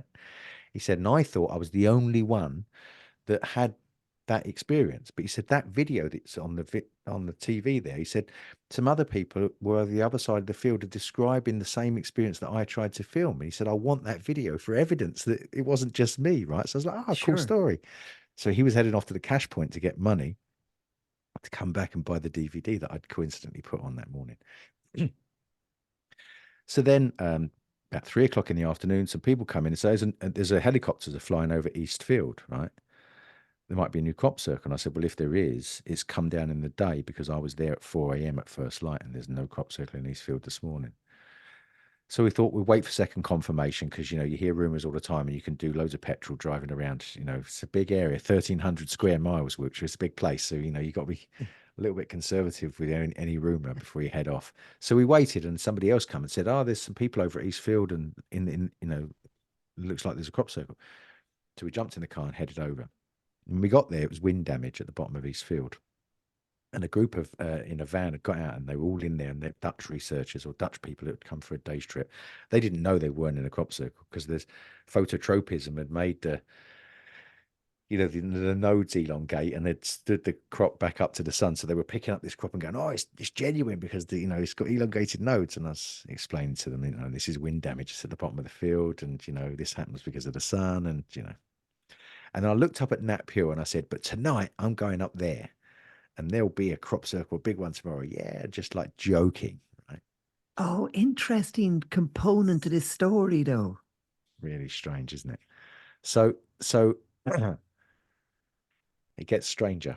So, and there's a lot of details I'm giving you here, Geoff, that I've not really revealed. I'm loving every bit of it, Gary. Please don't hold back on the detail. There's something I'm going to come to, which I think you're going to love, especially because of what you told me earlier. But so that was about 5 o'clock now, right? And my caravan, I was Alton Barnes from Charles's cafe was sort of halfway to where my caravan was parked. So I thought, I'm not going to go back to the cafe now. I'm going to go home. My mother lived in the area as well. I was going to go and have dinner with her. And so I went back to my caravan and I had a cup of tea and stuff. And when I met my mum, we had some dinner. And then about 9 o'clock, my girlfriend phoned me from Cardiff and said, has there been a crop circle, a new crop circle today? I said, no, there was a rumor of one, and I was up really early and so on, but there's not one being reported. Why do you ask? And she said, well, I've just gone to the shops, right, in the city. And she said, there's wheat growing out of the paving stones in the cracks. And she lived there all her life, right? Never seen it before, right? And there's no farms in the area. What the hell was wheat doing growing out the pavements in the city? But she saw it as a sign, right? She was a bit of a witch. She's like, I'm coming, right? I'm coming to Great. She said, are you going to do that night watch tonight? I said, yeah, I'm definitely going up there, right? And I never did night watches. I think I may have done ever. one in the 10 years. No, I may have done one, but fell asleep, you know. Interesting. So it Mhm. wasn't a thing for me because I didn't really need that proof. I didn't pray. The Sure. experience that I'd had would been, you know. So, so she said, I'm coming. So she got in the car and she arrived at the caravan at about 10:30, 11, right? So we were chatting and we had some to drink. We had some, and there was a carrier bag on the in my caravan that had a dragon on the side of it because it was from a shop in Wales, and the national flag in Wales has got a Mm. dragon on it. So we started to discuss dragons, right? You know, the mythology of dragons and George of the Dragon, and the Uffington White Horse is supposed to be a dragon, and George fighting the dragon, archetypal dragon, slaying your own dragon, fighting your own demons, you know, all that kind of stuff. We had this really deep conversation about dragons and symbology and Chinese people using dragons and so on. And then jumped in the car and drove to Eastfield. And when we got there, it's really dark. You know, there's no street lights. It's really dark. We parked in Knapp Hill car park and we walked up Knapp Hill. And as we were walking up Knapp Hill, we got completely lost and sort of turned left and went right the way around Golden Ball Hill and come around the front of Knapp Hill. And as we started to walk up to the sort of summit of Knapp Hill, I noticed Wynne, the guy that I'd met in the day that had all the commotion with the ball of light footage, right? Because Mm. he had this big motorcycle jacket on and he had a light on behind him and he looked like a transformer standing on the top of the hill. And I just recognized this motorcycle jacket and I went, Wynne. And then he shouted back, "Who's that?" And I said, "Gary, we met today." And he said, "Oh, come up." And he had blankets and cameras. And then he started to explain to me that this is the place he'd chosen for tonight to do his night watch. And he told me all about the equipment he'd got. He'd got cameras down in the van and they were recording to video. He had two of them. He had one up on top of the hill that was taking still shots every now and again. And he had another one which had an image enhancer kind of thing on it that you scanned around and you see the fuzzy, you know, the outlines of the bushes in the field and so on. So we sat down and we had the most cosmic conversation, Win and I. I was coming at everything from a sort of metaphysical point of view, and he was coming at it from a scientific, physical point of view. This guy's a real scientist. He invented chip and pin that you use on your credit cards, and he designed Wow. and he designed aircraft engines for Rolls Royce and for fighter engines and stuff. He was a real brain box, this guy. I didn't Mhm. believe him at first. I thought he must be bullshitting, but I checked him out, and it's true. His BBC Yeah. documentary And showing he's the guy that I the know. people you meet are fascinating. Yeah. Yeah. I Yeah. get it. So we had this most amazing cosmic conversation, and what was cosmic about it was that rather than it being a contentious conversation, we were changing the language so that we could find mutual places where we agreed, and it's just different sort of words or terminology for what we were talking about. So we could take the conversation onto the next level, and it just went up and up and up, and it was like, wow, this is such a good conversation. So much so that when the flash of light came, this 4 millisecond flash of light, which we now know is about 20 past 3 in the morning, we sort of like, what was that? What was that? Did you see that? And we, you know, for a moment, you just saw the grass and everything light up really quickly. And we discussed it, but we were so into our conversation that we then sort of went back into our conversation for another 10 or 15 minutes, right? Then the conversation naturally fell to an end. It was about sort of 25 to 4, 4 o'clock, 20 to 4. And I got up out of the sleep. So there's a point where my memory now is a bit blurry because what happened was I said to Win, I feel there's something down there. But before it had happened, we got up and Paula and I walked over to the sort of like look over this darkness, and there were some skylarks above our head in the darkness singing. Skylarks have got a really beautiful song, and usually you don't hear them in the dark. You only hear them, you know, in the daytime. They hover around the fields, right? But they were singing at night. And I remember this act of surrender, saying to Paula, do you know what? I don't care if there's anything down in that field because that song, that bird song, was enough for me. And Oh, I really meant it. I really meant it wow. because it had just been such a great evening. It was so, just so great. And I didn't need it. The 10 years before was enough. And I didn't need the Your crop cup circle. was full. You were full of gratitude. It's Yeah, like I'm yeah, already here. yeah, I'm My already cup. here. I don't Yeah. need it. Don't It, need it. Don't need it. are And, you and, kidding? That's very and interesting. that's when Win said, you need to come and have a look at this. He'd open the flap on the camera, and in the dark we couldn't see it. But when you look through this viewfinder, there was this 1,000-foot crop circle with 150 circles. It was How did you feel then? so. So here's the bit where my memory's a bit weird, right? Because that happened with the birds. Then we got back into our sleeping bags, and that's when Wynne opened it up. Now, when he actually said, "You need to get up and have a look at this," I was angry. I didn't want to get out. I didn't want to get out of the sleeping bag. I was like, what do you want? Why are you bothering me? And I've heard this story out of several other people, right? Is that inner shadow comes to the front when you're confronted with the other. The inner shadow, the voice that's in your head that can be angry at things, that's got that's got a different dialogue. That's the cruel side of ourselves that we've all got. It came out right at that moment in me when he said, you need to come and have a look at this. And I was like, what do you want? Why are you bothering me? It's like, because we got back in our sleeping bags and it was cold, it was windy. So I reluctantly got back out of the sleeping bags to go back and look. And then when we looked through the viewfinder, we were just elated. We were looking at this, and he was moving the camera, and you could see all these circles. And all I was thinking in my mind was the Julia set at Stonehenge or the Milk Hill spiral from 2001. It just looked like that with all these different circles getting bigger. And then we were trying to look with our eyes, and it was dark. We couldn't see. We were looking back at the viewfinder, and we go, "What the?" And Wynne said, "It's a dragon." And me and Paula looked at each other because we'd had this cosmic conversation about the dragon before we'd left the caravan. Yeah. We didn't share that with Wynne at that time, right? But we just like looked at each other. Paula and I was like, and then it got lighter, and we waited for the light to come up, and we were stood there in our blankets wrapped around us. And then Wynne said, "Right, I'll stay on the top filming, and you jump in the car and go round and walk in from the bottom." And that's when you see the footage of us walking into this huge crop circle. I need to watch the footage. I haven't watched, I mean, maybe I saw it like years and years ago, but I actually haven't watched the video of it. I've heard the story, and but I've never heard it in this detail. This is like the deluxe version. I'm loving this, Gary. It's like, I mean, I can feel how tapped into that whole day, and the whole days preceding it and leading up to it, and meeting Wynne the day before, and then meeting Wynne on the top of the hill. And it's, oh my goodness, like what is going on? Like what is going on? See, that's the fate and free will thing, right? Because on one level, I made the decision to go there, right? But on another level, so did the universe conspire, it seems, to make us all and put us all in this place together at the same time, and all this cosmic drama to unfold. So you're like, fate, free will, they are these both sides of the same coin, I think, two different sides of the same coin.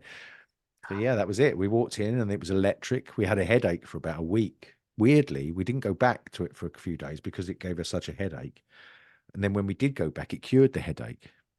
Interesting. Yeah, which was another strange thing. And there was, that I'll send you a link to the video. It's on my YouTube channel. The video of us walking into. Yeah, it. I'd love to see we're like it. ants. But there was so it was these two circle arcs, wasn't there? And then there was this sort of it's like an umbilical cord that goes out of the middle. If you were looking at a woman, two women's breasts from above, the sort of two arcs, then there's an umbilical like it's cord. an arm symbol, isn't it? It is an arm symbol, or some people think that it's a. Yeah. It looks very arm-like to me. I love the arm. Can you see? Yes. You can't see it there. Arm is like one of my favorite symbols. Ah, there yes, it is. I've seen it before when I've watched your videos. But like, I wouldn't say like it is definitely an arm. Then you get into that whole thing. It's just it's arm-like. Very much sometimes so. when I look at it, but it could be a million. It's also very dragon-like, which the circles can be so efficient. They can be 400 things to 400 different people, and they're all right. It's just so cool about it. Yeah, it's a Rorschach ink test. Ink blot test. Yeah. Because it shows us about us. Oh my God, Gary, what a happening. So, did it change your life, that event? Like, is that your biggest kind of like, confrontation with? No, you've had bigger ones. Much bigger. much bigger. Really? It was like We have to the do more 10. podcasts. Yeah, and they're more difficult to explain. I mean, the wild ride that I talked about that led me to my teacher, that was crazy off the chart stuff that I've never really talked about, because it's just, Wow. I'm still trying to understand it. And my teacher always cautioned me not to be too frivolous with just blurting out these experiences, because Mm-hmm. when you do, you kind of water them down, because other people will have their views on them, even unconsciously, if they have their views on them. It can affect how you hold it, for yourself. And Mm-hmm. that's what I wanted to lead to with this particular experience, because the 10 years previous had sort of like built my muscle, as if you wanted to use that kind of analogy, to hold it, so that when it did happen to me, and when all the attacks came at me to try and take it away from me, they didn't have a They chance. couldn't get near you. They Couldn't couldn't get get near near me. you. It didn't Yeah. matter to me. I didn't need to prove it to anybody. I just wanted to say, this is what Yeah. happened. Here it is. Take it or leave it. Take it. Yeah. Because do you know what I mean? So I do. it's I like, completely know what you mean. yeah, You're not, there's no desire to persuade people, to convince people. Yet there is a sort of a desire to not hold on to it in a way that's kind of almost greedy, that it feels almost built into the system, a calling to share it. It's say, hey, you know what, this happened. It was the most significant or important thing in my life, or one of them. And I feel like I want to put it back out there, but you have to be kind of considerate about how you go about that, I think, because the world, it can be a bit abrupt at times when you share these deep and meaningfuls. And very often it's not a nice reception you get, no, no. I mean, and the test of time is, I mean, even to this day, there are people that still, and it's surprising when you see what you would think as serious authors or researchers who don't do their due diligence. They wrote papers about it or wrote articles about it and didn't speak to me once. Got Mm, information wrong, misquoted stuff, but they were in their desperation to negate the experience, didn't do a good job. And when I spoke to mhm. these people several years later and sort of said, "Leonard, do you want to have a chat about that? Because, that article you wrote this, I mean, no, don't talk about it. Don't talk about it." Really Wow. resistant, That's back in he's that like, square box, closed yeah, off. just want to Yeah. have a chat. I don't care. Yeah. Just want to Yeah. have a chat. And so it's taught me so much about the power it takes, the power it takes, the individual self power it takes to hold on to that, despite and the dynamics of what will take it away from you, because we see ourselves through other people's eyes, don't we? Mm, And that influence is very strong. And so mm. I understand why people are cautious to share experiences, because they kind of intuit that, "Shit, if I share this, I know what sort of reception I'm going to get, and I don't want to be thought of as being crazy." But also there's an intuition that I could lose it.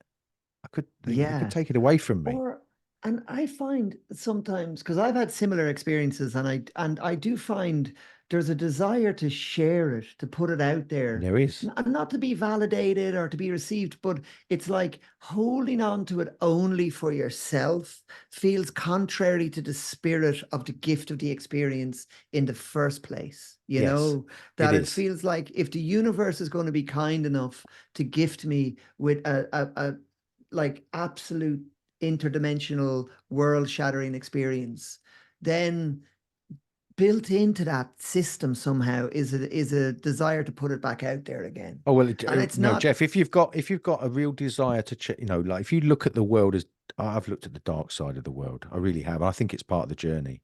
You got to know Mm, what's going on. You ask questions about mhm, why the media lying about these crop circles. Then you find out they're lying about so many other things, about wars and poverty and so on and so forth. Right? You find out the dark mm. side of humanity, of what we can do to each other. And when you have an experience like that, you go, shit. If everybody knew this, Yeah, change religion's everything. religion's gone, right? Yeah. Education as we know it's changed, right? Everything changes if we just grasp that. So you really have a desire to want to share it with people, because you Yes, think that's this could exactly change it. things. But then when you do, you hit this wall, Mhm. Yeah. and then you go like, It's shit. Oh, Yeah. That and makes me that's what feel can a bit drive you mad. sad, actually. Yeah, Mm, that makes me feel a little sad that it's like, or wouldn't it be great if those kind of like anomalous experiences happened more and more to people? Like all of the politicians and all of the people in power and stuff, like if they truly had their reality shattered so much that they could really feel and trust that there's so much more to reality than, this so-called material 3D existence.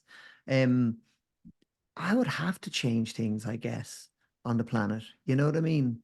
Well, it It comes would, back to what we said earlier about where I've seen people walk it back. They've had the mm, experiences, and then and then they deny walk it to it back, themselves. right? Or some people tell That's them, "Oh yeah, let's interesting. just." I've taken people to the crop circles, and they've had. There was a journalist called Ginger Casey years ago. Oh, it'd have been about 2008, 2009. Big, big time journalist who came over. And I got hired. I used to get hired to take people around the crop circles. I never advertised. I used to get all these. I've had the chairman of the Santander Bank and the chairman of the Bank of Cool. Mexico and gurus from India and all sorts of people, right, who've hired me to take them around crop circles. It's amazing. Um, who's the guy who came? Sorry, Ginger Casey came. Um, and what had happened was her mother had died, and she kept waking up and having fractals coming into her mind. And so she just got up and sort of like Googled fractals, and crop circles came up. So she started digging into them as a journalist, I say a big hitter journalist.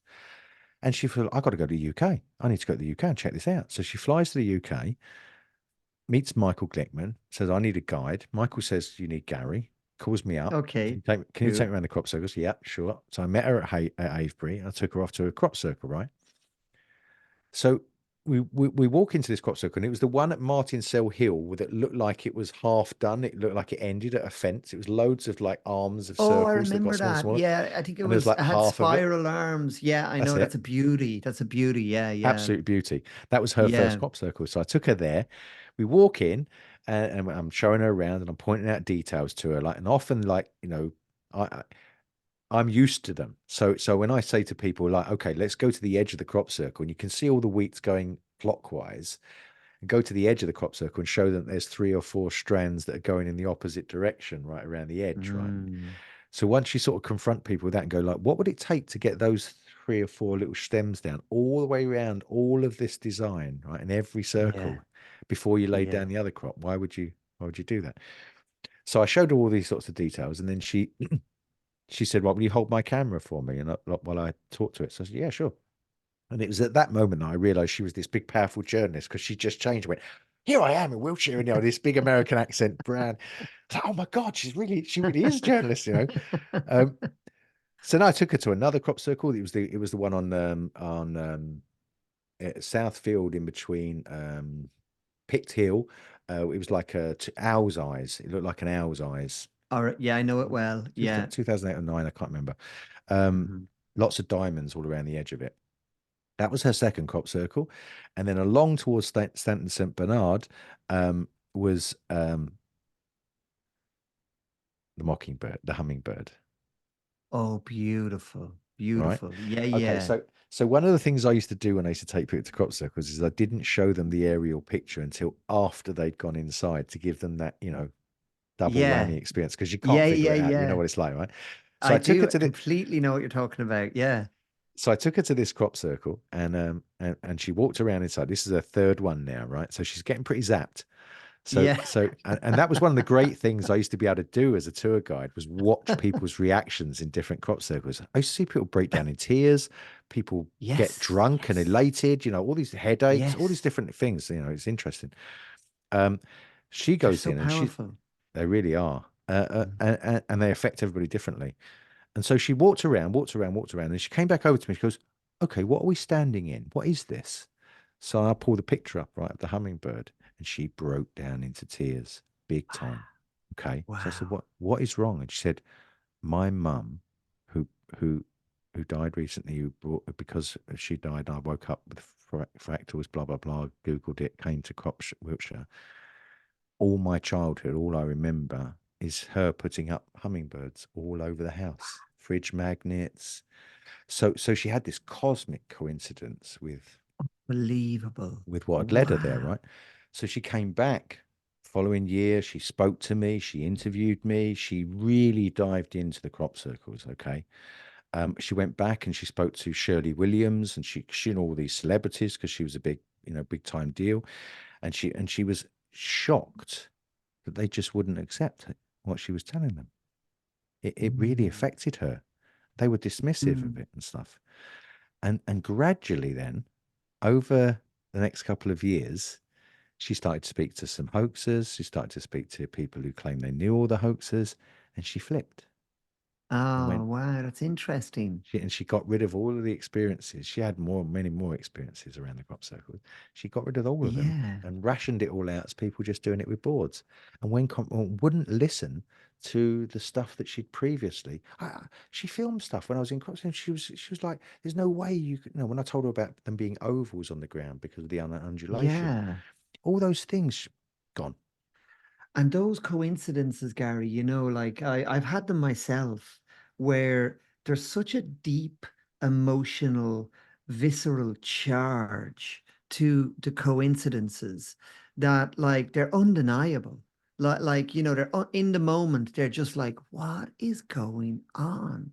Like you really feel tapped in to Yeah, this phenomenal, mysterious, the universe just opens like a new doorway, and you're like, oh, it's like way more magic and fascinating than I could ever have even imagined. And so thankfully, I mean, my experience happened in 2012, and I don't think like for 10,000 lifetimes that could ever be taken from me. It was just so life changing.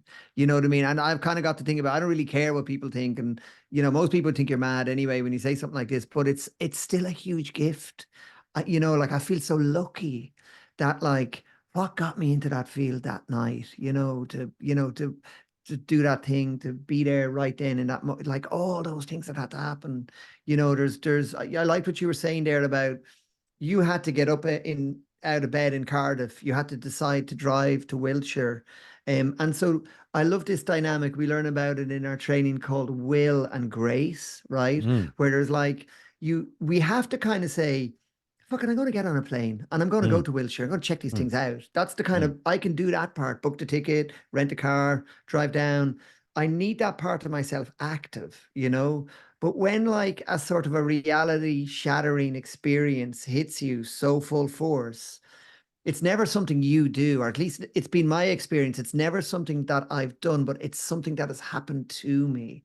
And Yeah, that's more the grace side. It's like something else comes in over the experience that I'm not in charge of. It's not like the part of me that booked the ticket. And it's usually when I get to that place of, I don't need anything else. I'm already full. I'm grateful. I surrender to that. That ironically, and you can't fake this. You can't can't kind of fake it. go, "Oh, I'm okay now, and my Yeah, cup is full." You can't trick it. It has to be the real deal, genuine, no yeah, bullshit, not faking it. You have to truly not need anything else. yeah, And then, bang, the universe yeah. seems to go, "Okay, he's ready." Give him one, zap him. It's There's for me phenomenal. there's a part of the inside meeting the outside. It is something that's done to you, Yeah. but there's something that's coming from inside, and that's the bit, isn't it? That's the bit that is a very curious bit. This what is it in me that's coming out to meet this? Because it led me Yeah. there, got me there at Yeah. that time. It made me, and all the coincidences along the way.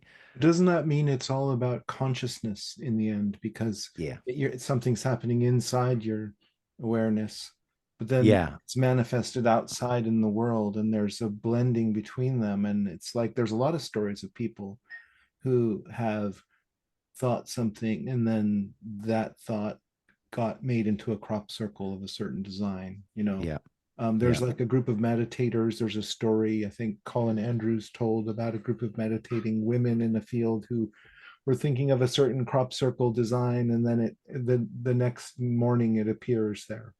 yeah. I But remember that one, Scott. Yeah. Yeah, yeah, and so Yeah. there's definitely this. It comes back to consciousness, I think, in the yeah, end. it does. I mean, and the thing is, you can't.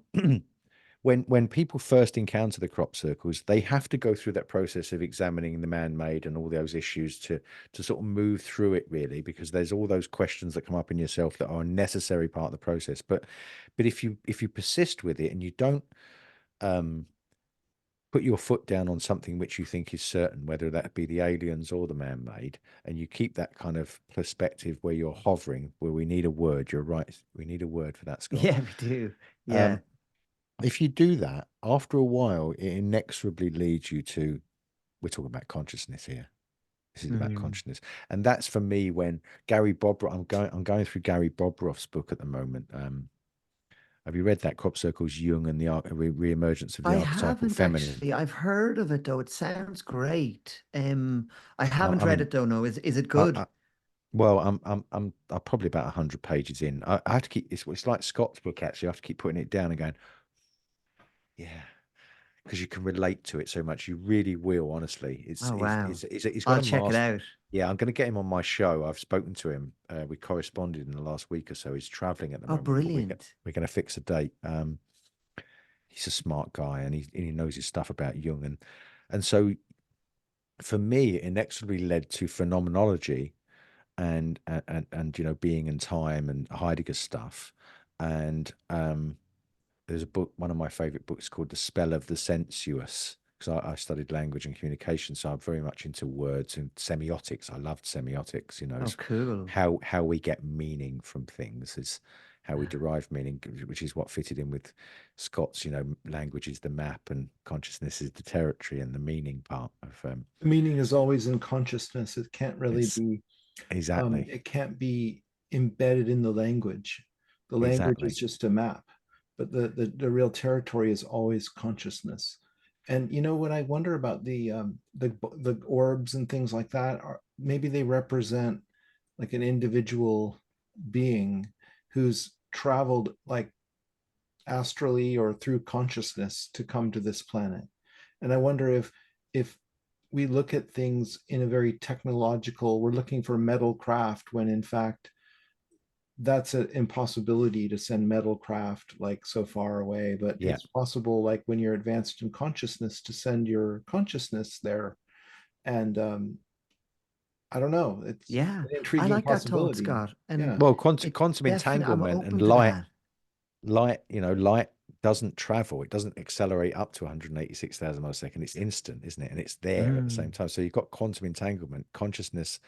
If all material is frozen light, if material reality is just light, comes from light, and so we've got some clues which maybe kind of give us ideas that these things where consciousness could be projected, and there's no distance remote viewing, and some of the stuff the CIA were working with had some mm, kind of above statistical chance results, didn't it? So there was something there. I mm. wanted to say your thing about meaning, and something you said earlier, Geoff, which reminded me of Kierkegaard. So I pulled up a quote which I love. Can I read it to Oh, you? Is that cool. all right? Yes, please. Yeah. So this, if I think nature around me is nothing but meaningless stuff waiting to be optimized, then why shouldn't I put a nice big hotel here and make a lot of money? The idea that there's something independently of me is something you have to cultivate and develop a sensitivity to. I think that's what a poet does. The poet is sort of a paradigmatic instance of the person who's learned a receptivity to things that are independent of us. We can all learn it. You don't have to be a poet or an artist. You can be a cook or a carpenter or a soccer player. The point is that life is made most meaningful when you respond to meanings that are independent of you. This is Mm. a point that goes back to Kierkegaard. He said that if you think all meaning comes from inside of you, then you could just take it back, right? In this sense, you are a king without a castle. You're a sovereign of a land of nothing. There has to be something that's out there in the world that pushes back, that has the same force over you, or else you'll never experience anything as really mattering to you. Wow. That's a beauty. I really heard that. Gorgeous. I totally agree with that sentiment, by the way. So do Totally. I. Yeah, totally agree with it. It's inside and Yeah. outside, isn't it? Yes, it is. There's Yeah. something pushing back, because meaning doesn't just come from inside of us. No, it's That not just projection. It's just not merely like it's not just a kind of a some kind of egoic projection. No, no, there's absolutely like something It's a pushing there's a back. relationship. dance. It's got to be a Yeah, relationship, always a yeah, relationship between big time. individuals or between you and the world mind, you know. Mm, Um, mm. Who wrote that quote, Gary? Kierkegaard. Is that a Kierkegaard quote? That's a Kierkegaard quote. Oh, So wow. the first part is sort of my paraphrasing of some Sure. things about nature. The last part is a philosopher who paraphrased Kierkegaard, saying, he said, so from this point, he said that if you think all meaning comes from inside of you, then you could just take it back. In this sense, Uh-huh. you're a king without a castle, a sovereign with land of nothing. There has to be something that's out there in the world that pushes back, that has the same force over you, or else you'll never experience anything as really mattering to you, That's awesome. isn't it? Is that the Kierkegaard piece? That's the Kierkegaard A piece. direct Yeah, quote. Right, yeah, the whole thing is beautiful. The whole thing is beautiful. Hey, I'm conscious of time, Gary. We could talk forever, but I think we'll have to do this a few times. Let's be regular. Let's keep in touch, you know. But sure. I wanted to ask a bit of a practical question, you know, just in terms of your current interaction with the formations, because I had this, my honeymoon period was first and biggest experience was 2012. Then I went every year, like on this kind of like spiritual pilgrimage. And man, I mean, I had such enriching experiences 12, 13, 14, 15, 16, 17, 18, 19, I think. And I never missed a year. And then the pandemic happened, unfortunately. And so that kind of sent me way off balance. And I mean, just in terms of travel and stuff, and I ended up doing different things. And I haven't been back since 2009. And I've been looking at the seasons and so I'm feeling a bit of a distance from it. And I really want to go back and engage and drive around all those beautiful spots and visit all those fields like Stanton St. Bernard and Eastfield and Alton Barnes and sit up on top of Silbury Hill. I mean, it's divine over there. It's like God's garden for me, that whole area, you know. But do Yeah. you go back every year? Are you regularly on the ground every year in the formation still? Like, will you go this summer now? Will you check them out, or what's your frequency of actually visiting them now? It's Or is it it's more like, it's less now, and there are is less it? Yeah. there are less formations. I've done my time. Mm-hmm. So I'd normally go back once or twice during the season. There'll be a couple of crop circles where I think, yeah, I want to go there, and I want to touch Ah, base with it, and I want to walk. I love there's that feeling of walking up the tram lines, isn't there? Brushing your fingers across the yeah, top of the yeah, yeah, barley and yeah. walking towards, anticipating, and so I need to do that once every year, at least once a year. But yeah, I mean, in those early days, for many years, it was a bad addiction. You know, I went to crop Mm-hmm. circles many times, the same crop circle backwards and forwards, and friends of mine Yeah. used to sleep in them. Like Graham, you know, if you've ever met Graham around the crop circles, he's a guy character. He sleeps in them. I Um, do think I do know Graham actually. Yeah. He's a he's one. a, he's a I certainly met a Graham. Does he have the night goggles and he's very good at the vision? no, He has the no, kind of you can see the stuff in the sky with his kind of, he has these military no. goggles where you see everything in green. No, No, no, he's a bit of there's a a couple of poet, interesting really. He's a bit Graham. of a So yeah. He's a yeah. character. He usually call you Star Brother when you meet him. You go, "Hello, Star Brother." Oh, cool. He's I like the he's sound of Graham already. he's great. He's great. He's great. There's some Yeah. wonderful characters, aren't there, around the crop Ah, circles. it's best. The people are the best. Yeah, yeah, yeah. There's something Um, else I wanted to bring up though before we finish. yeah. I like the context of the crop circles where they are. Yeah, so it's a storied Mm-hmm. landscape. It's like the Aboriginal outback in that everything's named, as you know, Nap Hill, and they've all Mm-hmm. got names. The Ridgeway Path is very old, so I think the Druids used to walk from Wales through to Wiltshire to this land of the goddess. Because Nap Hill, have you Mm. read the Curious Wiltshire book about? I can't remember the name of the author now. Wonderful book from some crop circle researchers did years ago that shows that Milk Hill and Adam's Grave are the breasts of the goddess. Nap Hill is the pregnant belly. And I've definitely seen yeah, graphics of that and read it. Maybe I read it in like another book where, but I know what you're talking yeah, about exactly. and with a Yeah, name like I Milk Hill being a breast, it kind of Milk Hill, makes sense. exactly. Yeah, of course it would. So, Yeah. you know, and the Golden Ball Hill and these names that they've stuck for a very long time. And we know going back in civilizations, Demeter and Persephone, the Greeks and so on, they've all had this like Isis and Osiris. You've had these stories which relate to the goddess, and goddess related to corn and so on. But the Salisbury Plain was the first area on Britain that was cleared of trees and turned into farmland. It's when we transformed from hunter-gatherer. But something I've been working on recently, and I'm going to be interviewing this guy on my podcast, named William Keat. The Magna Carta is in Salisbury Cathedral, and it talks about natural law. It's the Constitution of England, just like the American Constitution, that lays down our rights as human beings. And without going into it in too much detail, it centers around setting your spiritual compass. It settles around rights to say what you feel and say where my rights end, yours begin. And it's all Mm. operated through the jury system. Okay. This will take a whole other podcast. But the bit I wanted to say is that a big part of it is to learn to speak your own truth. Is to Mm. not is to say out, is to say what you feel, and own it.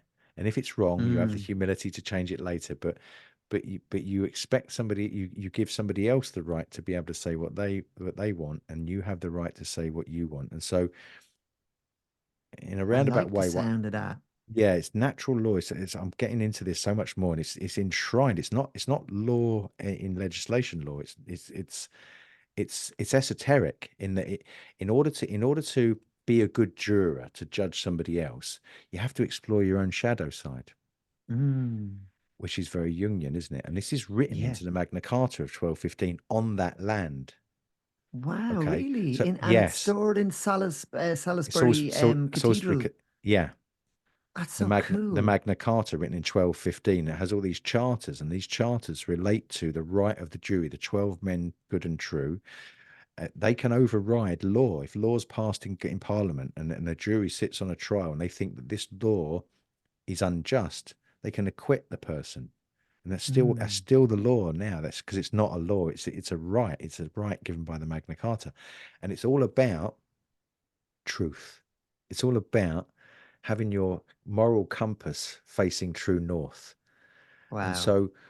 so on that land, that Magna Carta was set up to give everybody their spiritual and human rights, right? Rights as a person, rights as an autonomous being, as a human being. And then the crop circles come along, and there's a truth there. And when you try to speak the truth, you come up against people that maybe are trying to deceive, and we oppose deception, and you're coming up against an inertia of a cultural You're thing. giving me goosebumps now, Gary. You know what I mean? This is the real Set, deal I'm here. I'm setting you I'm Yeah. setting you up for the next podcast we'll Yeah. have, because we'll talk about this in more detail. But it's really interesting. It's only something I've recently discovered Oh, about I like the the true sound of nature of the that. Magna Carta. Yeah, Yeah, and how significant that it seems to be linked to that land as right. well. You know what I Context. mean? It's like you can have some kind of spiritual opening or initiation of sorts, and then you're left with what to do with that. You know what I mean? And it's all a journey, I suppose, into your own truth and your own power as well, in a nice expression of power. Yeah, That that's a important part of everybody's growth is to grow comfortable with your power. I find a lot of the time in the world, there's so many things try to take our power away from us, absolutely. where power can be a really beautiful, wonderful gift. But we have to well, I'm on my own journey of trying to step into that more and more, that's been a lifelong journey. Well, it's like politically correct. Okay, so if you're not allowed to speak out, we're in an age now where more and more censorship. We can't say something about this. We Yeah, can't ask it's questions about this. Right? crazy. It's crazy. Yeah, And so yeah, for the last 500 years, really, since about 1500, there's been a move towards where a gradual creeping away of ownership of land has been, and Parliament is sovereign that creates the laws, and individual rights from this Magna Carta that was written in 1215, which has spread around the world. The legal systems of England are in most countries around. Obviously, Canada's a former colony of England. So, you know, the legal system and the jury system comes from this. And but what people don't know is it gives us these rights to be able to say, no, I'm going to speak out. And there is a spiritual strength, you see, in speaking out against something which is Yes. unjust or against something which is untrue. Not true. Yeah. Right. And so if you don't speak out, something happens to your shadow side. Something happens where you're repressing some things I in totally yourself as get well as it. outside. Do you get I me? get it. Yes. This is on this land. This is on this land where the crop That's circles are. cool. Oh my God. Like I'm really into that. I'm really feeling that, I have to say. So look, we'll have to, I mean, that was a great one, guys. I enjoyed that, Gary. Thank you so much for It's coming been a on, pleasure. It's been a pleasure. What a conversation. Awesome. Awesome. Absolute pleasure. Scott, I think that is a bit longer than our usual podcasts. What do you think? It's great. I loved every minute, and hopefully we'll do it again. I look forward to Yeah. that. Jeff, Thank you'll have to you. come And on thank you, my everybody, for listening. you'll have to come on my podcast, Jeff. Talk about Yes, your mandala and your please. breath work. That would be great. Yeah, let's set that I'd up. love to. I'd love Yeah. to. Yeah, absolutely. All right. I think we can stop the recording then, Scott, there, I guess. Great.